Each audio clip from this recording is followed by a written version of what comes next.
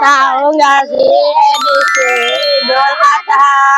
Teman-teman, tahu nggak sih kalau misalnya Hari Raya Idul Adha itu kenapa sering disebut sebagai Hari Raya Kurban? Nah, ini dikarenakan untuk memperingati kisahnya Nabi Ibrahim alaihi salam, di mana ia diperintahkan oleh Allah Subhanahu wa taala untuk menyembelih anaknya sendiri, yaitu Nabi Ismail alaihi salam, sebagai bentuk uji keimanan. Tetapi pada akhirnya Allah menggantikannya dengan 1 ekor domba. Suatu malam, Nabi Ibrahim bermimpi bahwa Allah Subhanahu wa taala memerintahkannya untuk menyembelih anaknya, Nabi Ismail. Sebagai seorang nabi, ia tahu bahwa mimpi itu adalah wahyu dari Allah, bukan mimpi biasa. Meski hatinya berat, Nabi Ibrahim tetap taat. Ia pun memberitahu Ismail tentang perintah itu. Dengan penuh keikhlasan, Nabi Ismail menjawab, "Lakukanlah apa yang diperintahkan, Ayah.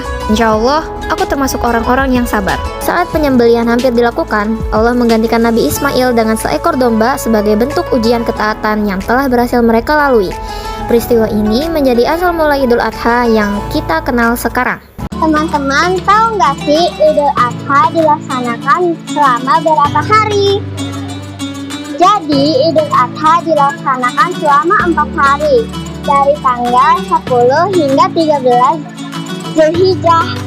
Nah, hari setelah tanggal 10 Zulhijjah disebut hari Tasyrik, di mana umat Islam masih boleh untuk berkurban dan tidak berpuasa.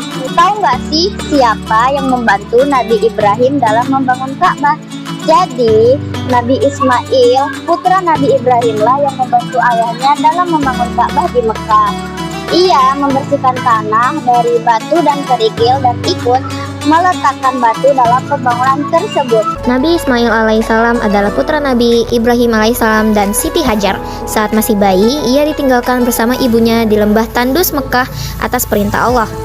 Di tempat itulah kemudian muncul air Zam-Zam sebagai pertolongan Allah. Ketika Nabi Ismail sudah besar, Allah memerintahkan Nabi Ibrahim untuk membangun Ka'bah, rumah ibadah pertama untuk menyembah Allah. Nabi Ibrahim dan Nabi Ismail pun bersama-sama membangun Ka'bah dengan penuh keikhlasan. Saat bekerja, mereka berdoa agar amal mereka diterima oleh Allah.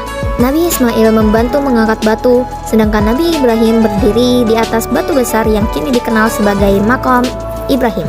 Setelah selesai, Ka'bah menjadi tempat ibadah umat manusia dan pusat ibadah haji hingga sekarang. Tahu nggak sih kenapa hewan kurban harus sehat dan cukup umur?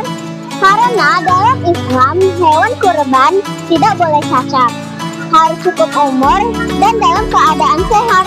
Seperti misalnya kambing minimal berumur 1 tahun dan sapi minimal berumur 2 tahun. Tahu nggak sih apa hikmah dan berkurban pada bulan Idul Adha? Selain sebagai bentuk ketaatan kepada Allah Subhanahu wa taala, berkorban juga mengajarkan kita untuk ikhlas, peduli, dan berbagi kepada sesama, terutama kepada mereka yang kurang mampu.